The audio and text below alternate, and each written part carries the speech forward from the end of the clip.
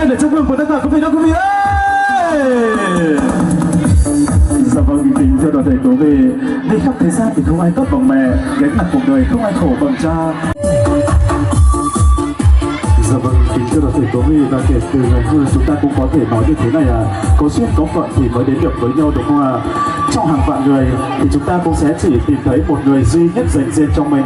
Trong hàng vạn năm, trong dòng thời gian bao la, không sớm cũng không muộn, đến một thời điểm nhất định nào đó thì chúng ta cũng sẽ chỉ tìm thấy một người duy nhất dành riêng cho mình. Vâng, và đó chính là duyên phận.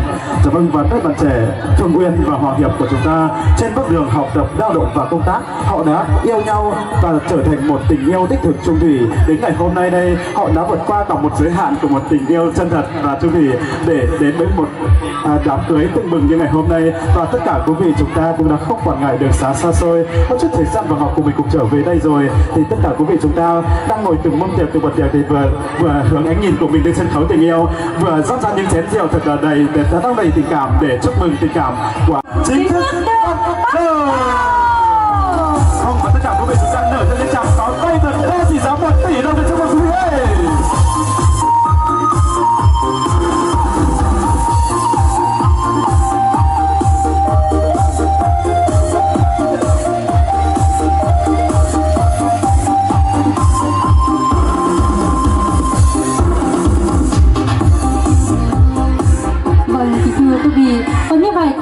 Muốn nói với cô dâu như thế này Uyên ơi, anh muốn trao cho em một chiếc nhẫn cưới.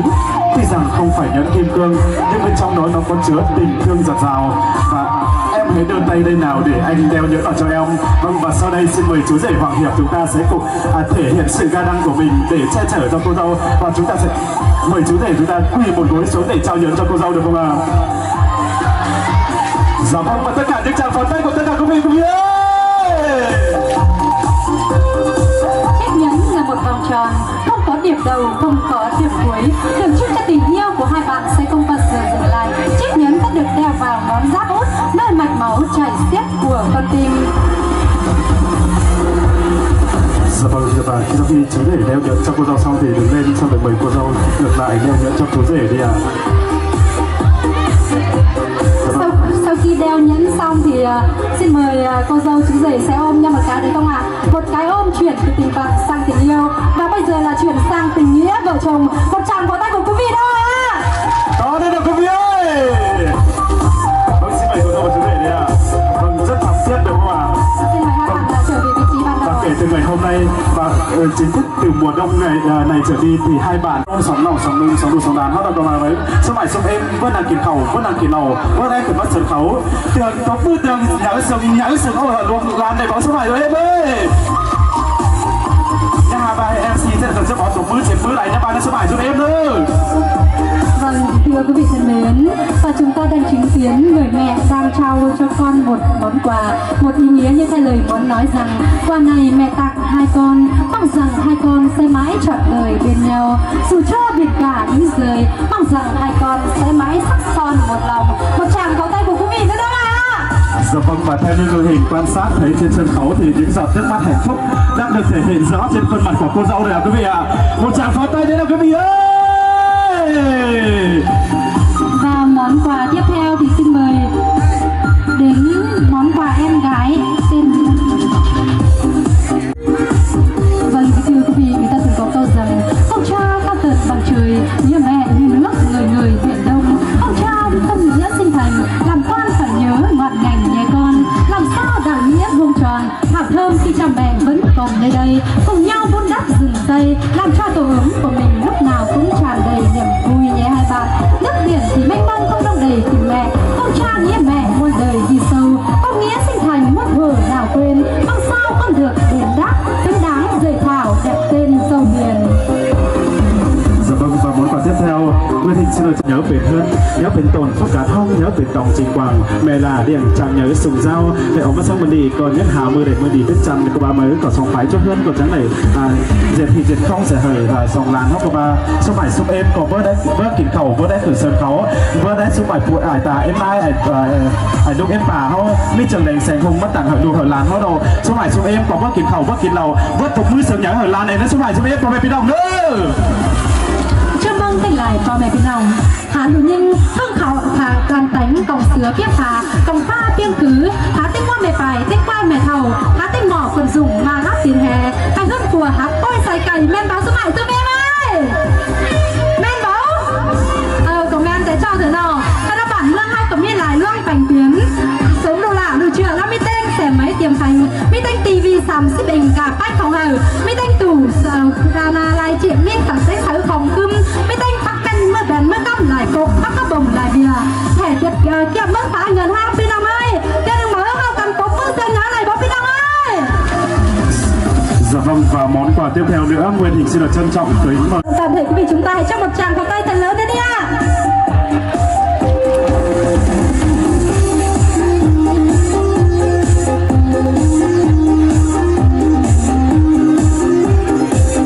Dạ vâng, và Nguyên Hình còn một món quà nữa rất chi là đặc sắc và rất chi là ý nghĩa.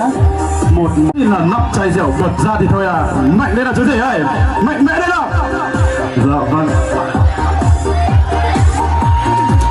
Dạ vâng, sau đây xin mời cô Đào và chú rể chúng ta sẽ cùng tay trong tay nở ra những cười thật tươi đi ạ. Vâng.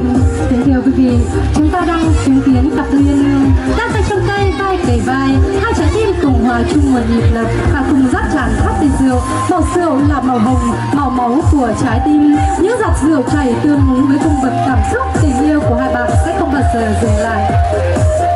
Vâng, cùng em dắt chén rượu này, rượu cây rượu nhạt xin đừng quên nhau trong năm đầu bạc mãi đầu. Những câu ý hợp của ngày hôm nay. Vâng, sau đây xin mời chú để sẽ cầm chai rượu champagne thứ hai và với kinh nghiệm lần đầu tiên cũng như lần đầu tiên xúc thật mạnh và lắc thật mạnh, và trước khi làm gì thì chúng ta phải mở khóa đúng không ạ? Vâng, có đúng không thầy quý vị ơi? Trước khi làm gì chúng ta cũng muốn phải mở đúng không ạ? Mở khóa chai rượu vang, sau đó xóc thật mạnh và lắc thật mạnh. Nửa chai đầu tiên xé rót lên thắp đi tình yêu, nửa chai còn lại thì xót ra xấu đi ở trên bàn mà ban tổ chức đã chuẩn bị ạ. Vâng, rất tuyệt vời đúng không ạ? Vâng, sau đây xin mời. Vâng. Rượu là tình cảm xuyên đồng, chúc mừng hạnh phúc vợ chồng thành đôi, thương nhau nhấp chén ly bôi, tô xoan điểm phấn bờ môi thân đồng. Từ nay nghĩa vợ tình chồng, sẻ chia cay đắng mặn nồng có nhau. Dạ vâng, kính thưa quý vị, công cha chỉ như núi Thái Sơn, nhớ mẹ như nước trong nguồn chảy ra, một lòng thờ mẹ kính cha, cho tròn chữ hiếu thì mới là đạo con.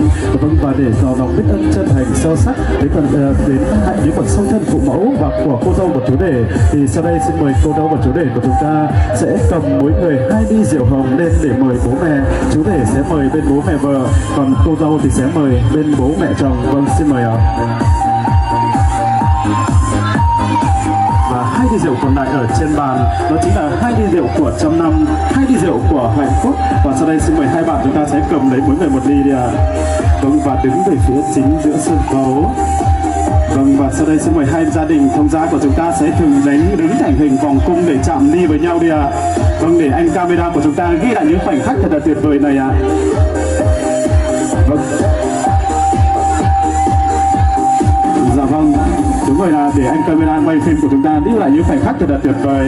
Vâng, và sau đây xin mời cô dâu và chú rể sẽ cùng quay mặt vào nhau, móc chéo tay nhau.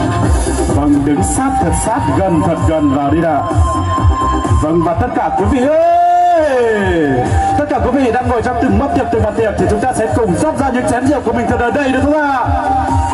Rót rượu đầy cho quý vị ơi. Dạ vâng, bạn Nguyên Hình xin được làm cáo nối từ gia đình thế là thể quý vị như thế này à.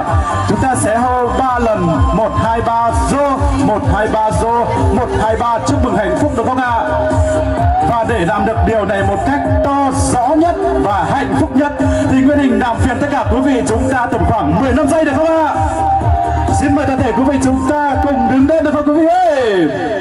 Đã để sống mây xuống mải sông em phụ em dài tại em nay hậu bác sẽ đi bản bất trà bác sẽ Việt Nam bất giấy đầu hậu cản tướng khẩn nơ bò bè chụp bên nòng nơ hở hậu sừng ô sừng nháy hở lan chúc mừng hạnh phúc hở lò sóng nòng sóng lán nó mà nhìn nó xuống mải xuống em nữa. Chúc mừng hạnh phúc. Vâng, xin mời toàn thể quý vị nhá. Xin mời hai bên.